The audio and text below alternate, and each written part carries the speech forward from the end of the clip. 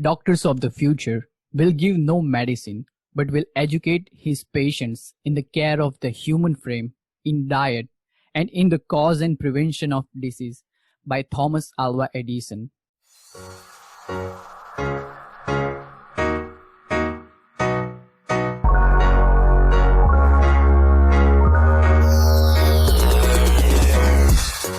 Welcome, ladies and gentlemen, to the Expert Del podcast to fulfill your mind with the virtues of life.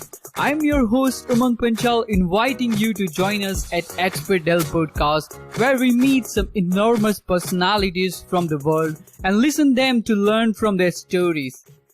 Hello, guys. We are in the episode number 2, and I want to give the credit of the Expert Del success to all of my listeners and their huge respect, dedication, support, and love for the Expert Del. Thank you so much, ladies and gentlemen, for your suggestions and messages on Instagram and Facebook. We mean it. So, let's begin today's episode with the man who discovered his identity by integrating his mind and body and excavating his soul and mind. Yes, he is the one who preferred to work with his full of potential and with the science of kinesiology.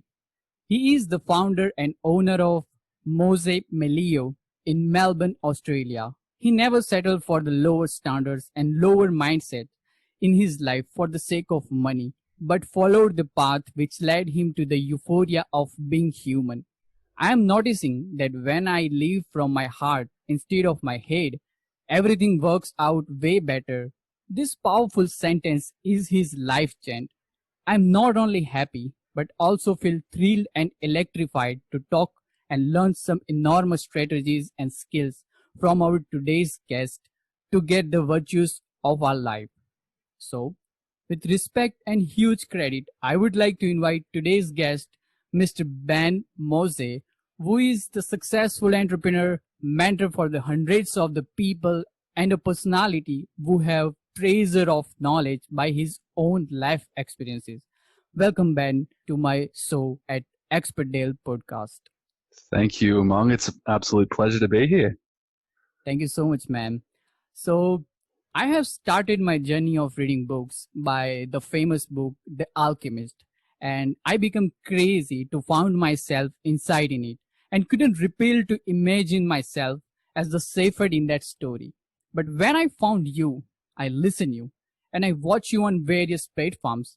It blew my mind to see the similar guy as in the story of Alchemist, and hence first lead me towards the story of your life and what was the driving force, or I can say factors for you, or I can say the turning points at which you started to think about yourself. Great question. It began when I was living in my hometown where I was born, and I'd left high school, and I'd had a few different experiences where it caused me to seriously question everything I was raised to believe. And that doubt and uncertainty and not knowing where I came from or who I was, that really started to affect my mentality. And I went through a period of depression.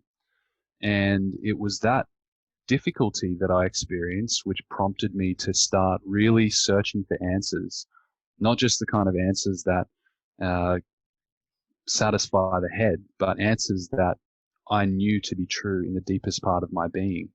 So that's what got me started on this journey of self-discovery. It sounds like your resilience to withstand against your difficulties and involvement to grow through the process lead you to define what you are. And I think I learned a new lesson: to be resilient in life is the game-changing strategy. Okay, so now what was your profession, or I can say from which career path you have started your journey?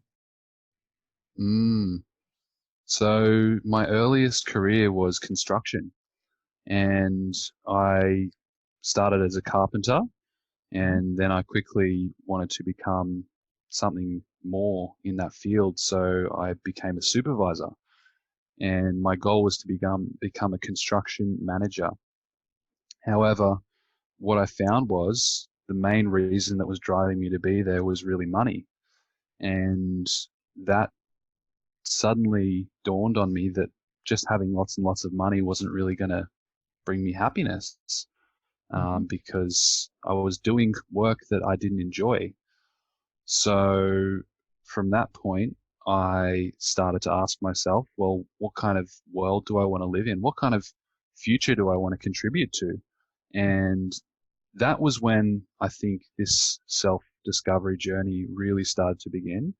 And at that point, I decided to go and work for a technology company that makes technology for sustainable agriculture farms, because I wanted to help the world food system, which I could see was seriously starting to decline. So that was the background that brought me into this more sustainable, holistic living career path. Sounds interesting that you have started your career with this with the construction field, and then you followed your instinct to help the world by going into the food industry and help the people by that kind of things. Hmm. Okay. I'm so happy that you have started your journey, but then you followed your instinct, and that's what the most of the people are not doing right now. But you Hmm. did it, and you enjoyed your life from the depth of your heart. Mm. Amazing. And I can find that your story is the series of design tragedy by yourself only.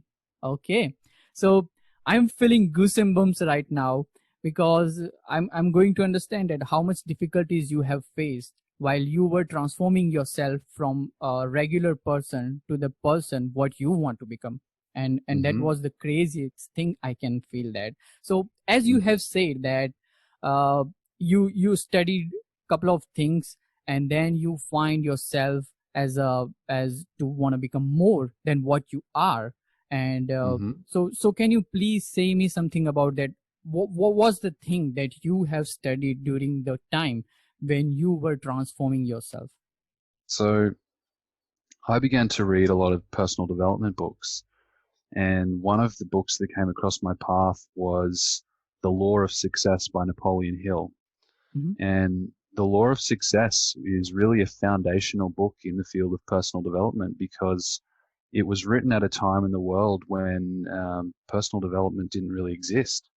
There were a lot of changes taking place in the globe, a lot of technological shifts occurring, and Napoleon Hill was a young man with no formal education, and he decided that he was going to find out what it took to become successful. So he went out, and very much like you're doing now, Umang, he began to interview the experts. He Wow. went out into America, where he lived at the time, and interviewed all of the industrial tycoons, including Henry Ford and a lot of the other names, Rockefellers that you'd be familiar with, Mm-hmm. who were the driving force of America's Yep. industrialization.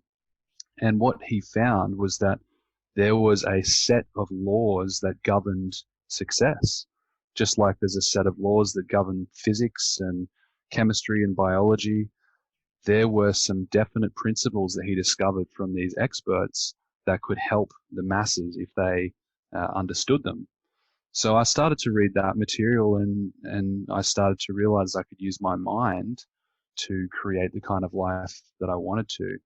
And that really got me on the path of visualization and goal setting and taking affirmative action and having a sense of my identity. That's really where all of that began. Wow, it's like a magic that happened by your continuous efforts about to identify yourself. So, as per you said, you have read many of the aspects of the life, and so now we are going deeping dive into the point. So how did you fall into love with kinesiology? And can you please say what is kinesiology?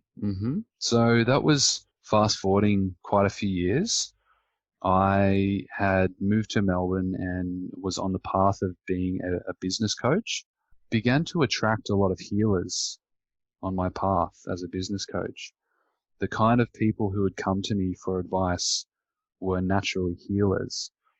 And I began to realize that healers, when I say the word healer, are people who work on a more of an emotional and an energetic level. Mm-hmm. And I began to see a lot of these people just doing the most incredible things in terms of how they were able to help their clients. And I began to just really enjoy having conversations with them about how they did their work and the different systems of the body and how the body can heal and how the body's connected to the mind. And I became very interested and started to ask, well, how can I use some of these principles on myself? And Mm-hmm. at that time, I came across the work of kinesiology. And one of my clients was a kinesiologist, and she started to tell me more about how it works. And I just was blown away. And so I started to realize that a lot of the language used by healers is quite difficult for the Western mind to understand. It's like speaking a different language. Yep. And so I realized that there was so much value in these Eastern-based medicine practices and all these other different practices which are just outside of the typical Western model of health. The only problem is they lack the way to communicate into the Western model of health. So our public here in the West, or the Western culture, Mm-hmm. is not familiar with these ancient healing methods which have been used across the world for such a long time so effectively. And it's just because there's a language barrier. So I wanted to understand how I could translate healing, an energetic understanding of the human body and concepts like kinesiology into a culture like ours and help our culture to begin to understand this incredible healing practice. Mm. So I also have read like psychologists, some of the philosophers, anthropologists, and neuroscientists, and I didn't hear about the science of kinesiology before. So can you make a difference between the current science about the neuroscience and like a psychology, and what is the difference between them and the kinesiology? Yes. So if you look at a modern psychological understanding or a neuroscience understanding of the human system, Mm-hmm. the basic understanding is that there is a separation between mind and body. And that means there's a separation between the thoughts and the physical body, the feelings and the physical body. The Western mind sees thought and feeling as the domain of the mind, Mm-hmm. and everything else is the domain of the body. What Mm. is limiting about this paradigm is that it doesn't account for the total interaction between mind and body. It doesn't account for the fact that the thoughts affect the feelings, which affects the physical body, and things that happen on the physical level also affect the thoughts and the feelings. And this described like kinesiology in between mind and body. And therefore it's able to account for a lot more of the phenomenon we see, which Western science just can't understand. So it really opens up a whole new domain of what health, wellness, vitality can be. That's what I love about kinesiology. Mm. Fantastic. This looks like there is a new science that is going to grow, but we need to understand by the different perspective of our own body. Mm-hmm. I got you. I have heard one word from kinesiology, and that is called as a meridians. So how does it relate to kinesiology and how it is important for us? Okay, so kinesiology started when a man from the United States called George Goodhart, who was a chiropractor, he was seeing a lot of clients, and he began to realize there was a correlation between muscle strength and organ function in the client's body. There was also a connection between organ strength and emotional states. And he began to realize that there was this connection between all of these different things, and that by testing the muscles, he could actually detect the health of one of his clients' organs, and he could give them a description of why they're feeling certain emotions because of the connection between the muscle, the organ, and the emotion. Now, what this revealed was something that Chinese medicine has known for thousands and thousands of years. This is the fact that there are energy grids running throughout our entire body. So much like the electrical grid that supplies power to all of the houses up a street and throughout a city, we have a grid of nerves, neurons running throughout our entire body. And we understand this and we accept this with the Western science model of things. However, underneath that grid, superimposed beneath it, or kind of like in layers, you might look at it in that way, there's another grid which is the subtle energy grid. Subtle, which means that we can't perceive it with our normal five senses. But this grid exists below our neurological grid, and it is the meridian grid, right? Mm-hmm. The meridian grid is composed of, some say 14 meridians, which are like rivers of energy running from the top of the body to the bottom of the body, extending peripherally out into all of the limbs. And this meridian system is the system which supplies the life force to our body on a more foundational level.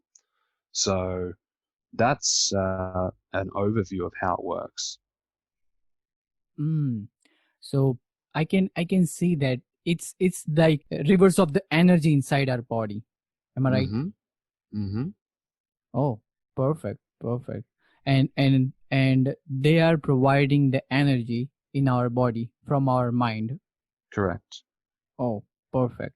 So from your answers, I can think about some kind of structure that can relate our mind, or I mean to say conscious mind and subconscious mind and spirituality, and the physical world that we are living in it. So I want to know that how can we utilize the unlimited potential of our subconscious mind, which is regarded to this kinesiology point of view, to make a harmony with our life?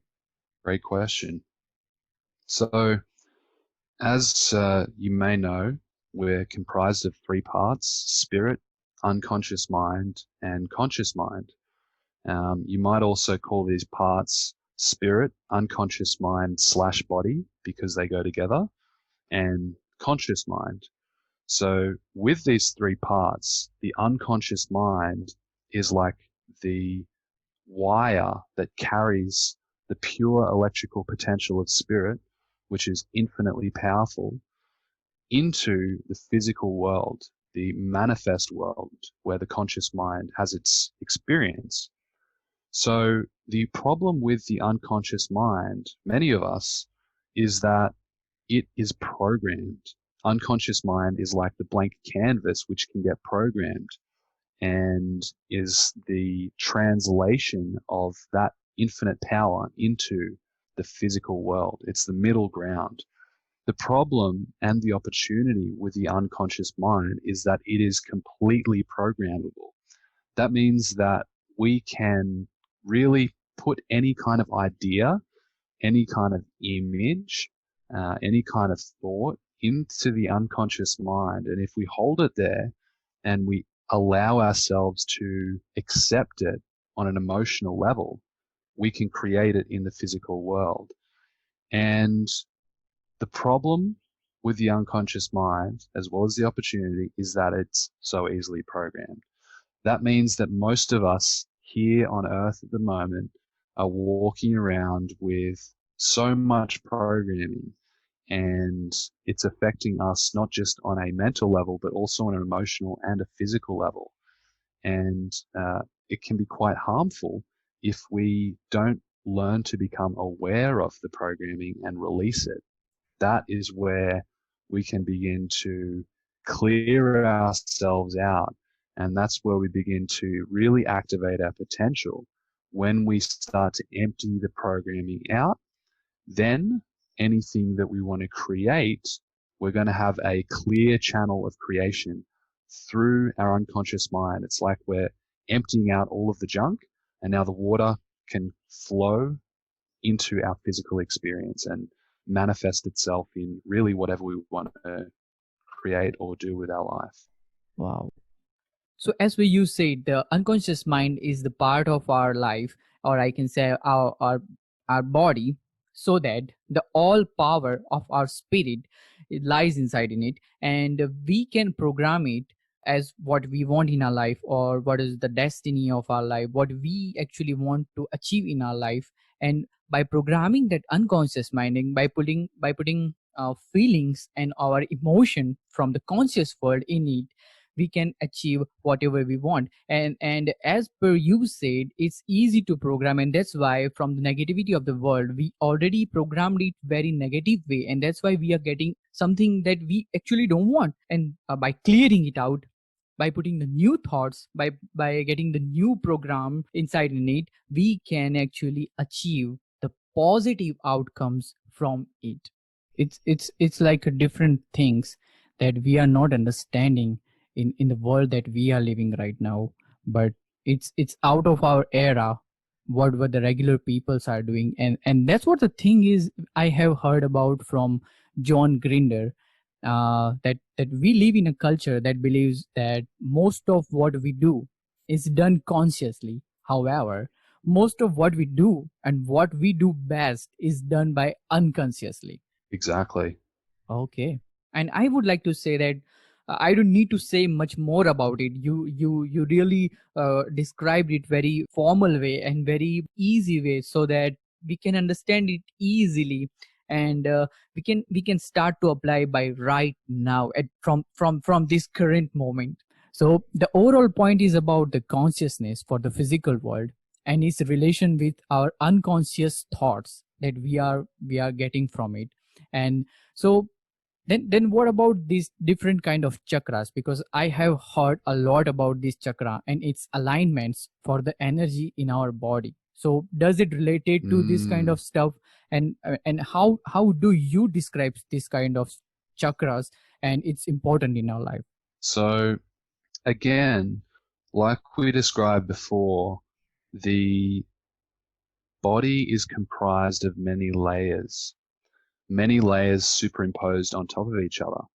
So while we might look at the physical body that we can see with our physical eyes, we might look at that as the grass. Mm-hmm. Then the organ system, which is underneath the skin, which we can see with our physical eyes, maybe that organ system would be like the roots of the grass. Then we're going to go a bit deeper. Underneath that is the meridian system. And now we're getting into the soil underneath and all around the roots. Okay. The soil is what nourishes the physical expression of the body, but it is what the physical grows out of. Even though we don't see it out here on the physical level, it's underneath the grass. This is where the meridians are. Once we travel a little bit deeper to a deeper layer of causality, now we're getting into the really deep structure of the energy body, which is what comprises the human body. Now we're getting into the chakra system. This is the energetic backbone of all of the other systems on a much deeper layer. So what the chakra system really is a transformer of spirit. We are surrounded by spirit energy. It's in fact all that there is. Others might call it consciousness. It's the field which we are in right now, out of which everything arises. And this is the field of pure unlimited potential. In order for that pure unlimited potential to express itself and to have an experience, it has to individualize, or it has to form. It has to turn itself into something physical or something different to just pure spirit. So it does this in our physical body, we are in fact just a pure expression of spirit, does this in our physical body through the chakra system. The chakras take that pure spirit potential energy, transform it into subtler and subtler energies that are interconnected and comprise all of the energy structures of our body. And in turn, this gives birth to the physical body. It's the end of the manifestation, the grass on top of the soil. So that's what the chakra system is. Okay, so it's like a building of a multiple layer, or you say the example of the soil and the layers of it, and the chakras are at the ultimate level. If you are understanding that, if you make some changes to identify that, then you can literally illuminate your life. Exactly. We tend to think that the way to solve problems in our life is at the physical level. So, for example, if we have a cough, we start to cough, and we think to ourselves, well, what should I do about this cough? Many times the first thing we'll do is take some medicine to mask the cough, where we just make the symptoms stop. But the cough is really expressing something to us, something that's going on a deeper level. Maybe it's showing us that we haven't had enough rest lately. Maybe it's showing us that we haven't been eating properly lately. But on a deeper level, well, why is that? Why haven't we been eating properly lately? Or why haven't we rested lately? Because on a deeper level, we're feeling some kind of emotional turbulence. So as we look deeper and deeper, we're able to see that if we can solve the problem at the energetic level, right down deep of where it all started, then we can eliminate a huge amount of problems. The cough, the emotional stress, the poor sleeping and poor eating, all in one go, because it's all coming from that spiritual level. So that's the opportunity that the chakras give us. They're like windows into the deepest part of who we are and what's going on. Wow. Awesome. This sounds interesting for me, because whenever we have a pain or we have some kind of problem, physical problems, we directly go to the doctor and ask for the medicine. But we didn't realize that we need to find ourselves first to understand what is the real situation, where was the problem is, and why it happened. And I can see that from your experiences, your answers, that kinesiology is the thing from where we can understand all this stuff and how it is related to each other. Wow. Exactly. Perfect. Oh, so I found one term in kinesiology, in it is also same like a meridian, but it is chi. So I want to know more about. So can you please explain that what is chi in terms of the kinesiology? Great question. So chi is the word used in the eastern part of the world to describe energy. Now, there's many different layers of chi. In fact, everything in reality is comprised of chi. So again, like the layers of the grass, we might look at the chi layers as levels of the soil.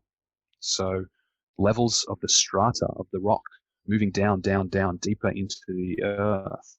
Right at the bottom, you've got the most dense chi, and right at the top, where there's water, the ocean is moving around on the surface of the earth. It's very free, it's very light, and it's very flowing. So chi is just a way of describing the life force of the universe itself.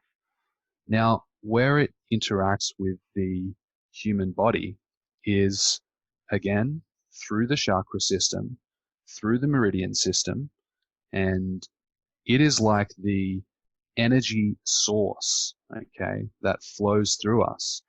Without chi, we're not able to function. So in the Western context, as we like to think of eating food and digesting it, and it breaking down into glucose and fats and proteins, when we eat food on an energetic level, on a deeper level than just the nutritional level, we're actually metabolizing chi. Chi comes from the food we eat. It comes from the air we breathe. It comes from the water we drink. It comes from the sunshine. It comes from the earth itself. The earth's magnetic field is actually laced with chi. Chi is what enables us to function and to thrive. It's the life force. What happens when we block chi is essentially we're closing those rivers in our body. We're closing down the energy system because we're contracting.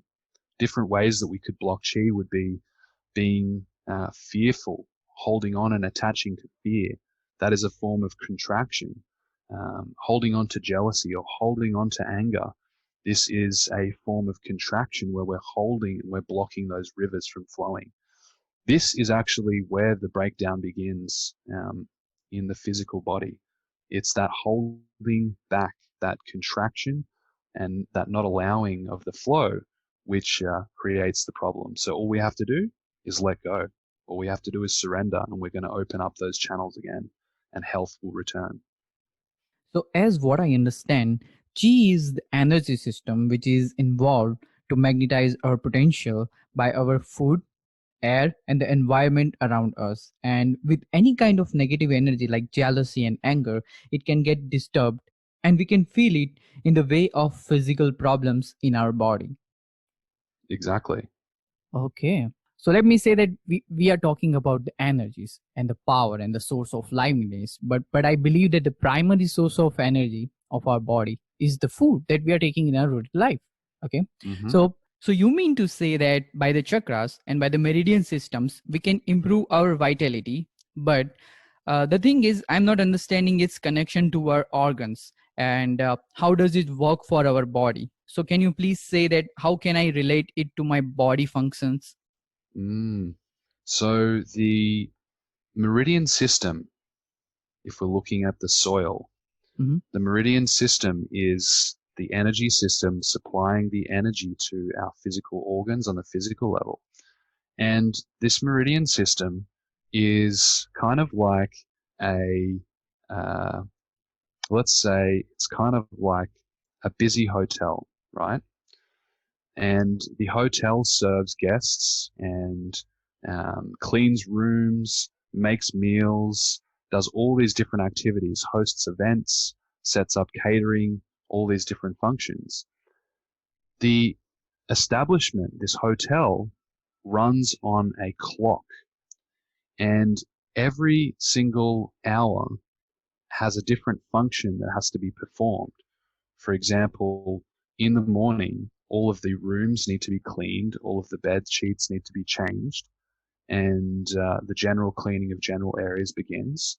Then just before lunch, the cooking begins, and after lunch, the cleaning up and processing of waste and moving the room back to its ordinary position happens, and so on and so on it goes. The body is doing the exact same thing through the energy system. So every single hour, our body switches into a different mode, into a different organ system. And that organ system can then begin to clean itself, reset itself, heal itself, carry on its function with more energy and more vitality. And if we're able to align our physical activities with every single organ system throughout the day and throughout the night, we are going to find that there is a powerful alignment that takes place, allowing us to really tap into our greatest potential. So as we begin to understand our organ system according to the Chinese medicine model, we can then integrate this into our daily routine, and we can really begin to optimize our performance, our emotional state of being, and our relationships. Awesome. That through my ultimate energy source of my body, the food that I'm getting every day can provide me energies by these meridian systems, and my emotion state of mind can help to work it efficiently. And if there is any kind of imbalances in my emotions, then it can directly affect to my body because of energy imbalances.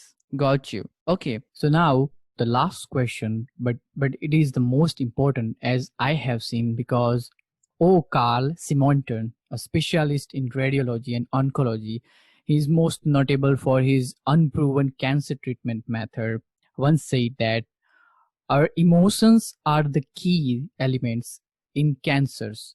And I have heard about this kind of disease like thyroids and many other chronic pains are because of energy imbalances or emotion imbalances. So what do you think about it, and how can we prevent ourselves from it? Okay. We can prevent ourselves from developing chronic diseases of all kinds, not just chronic, by paying attention to our energy. So where does this really all begin? This begins with self-knowledge, self-awareness. If we want the best regime for health and wellness and vitality, it begins not just with diet and exercise, not just with herbs, nutrition, proper rest, and so on, but really with knowing ourselves. And what do I mean by knowing ourselves?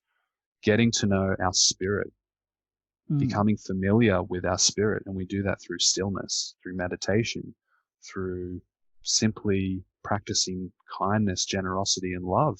This all brings us into that field of spirit.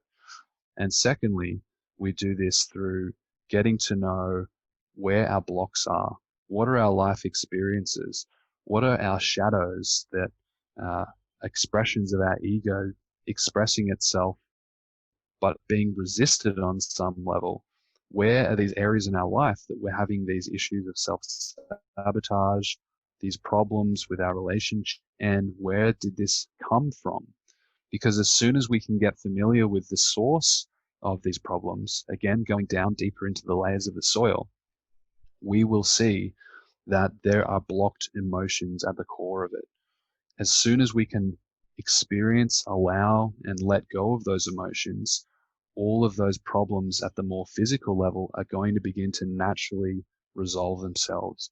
Not just our physical wellness, but relationships, finance, happiness in general. It's all going to begin to fall into place.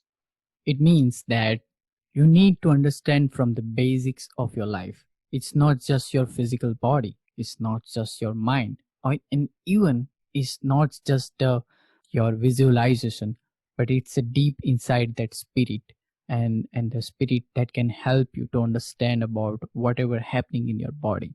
Exactly. So now we are moving toward the question answer session, and it's a rapid question answer session. So I will ask some of the short questions, and you need to give me a quick and easy answers. So the first question is like, what's your morning routine? My morning routine is I wake up at 4:30, meditate for 45 minutes, Vipassana style, so just observing the breath. And then I do 15 minutes of visualization. I get up and exercise for 45 minutes, come back, prepare breakfast, have a shower, get ready, and by 7 o'clock or sometimes 7:30, I'm ready to start my day. Wow, perfect. It's a perfect routine. I think so. I wish I can do it. You can. Thank you so much. The second question is, how much time you spend to sleep? At the moment, I'm spending about 6 hours. I like to sleep for 8 hours. When I meditate, if I meditate twice a day for 45 minutes, I can comfortably sleep for 6 hours, sometimes even less. It's just a matter of your state. And what is your favorite book and author? Ooh, it's got to be Letting Go by David Hawkins. Oh, he's fantastic. He's awesome. And I have read his book called Dissolving the Ego and Realizing the Self. It was fabulous. What's your ultimate goal in your life? Or I can say, how do you want to help the world by yourself? My ultimate goal is to enlighten the world. And that means to help every human being to realize their divine nature. It's a holistic view of your life. Got you. Yeah. Now, as I have said, today's episode is one of the most interesting episodes of Expert podcast. In the end, I find I can't separate my brain from my body consciousness is not just in the head, and it is not a question of power of mind over the body, because they are flip sides of the same thing.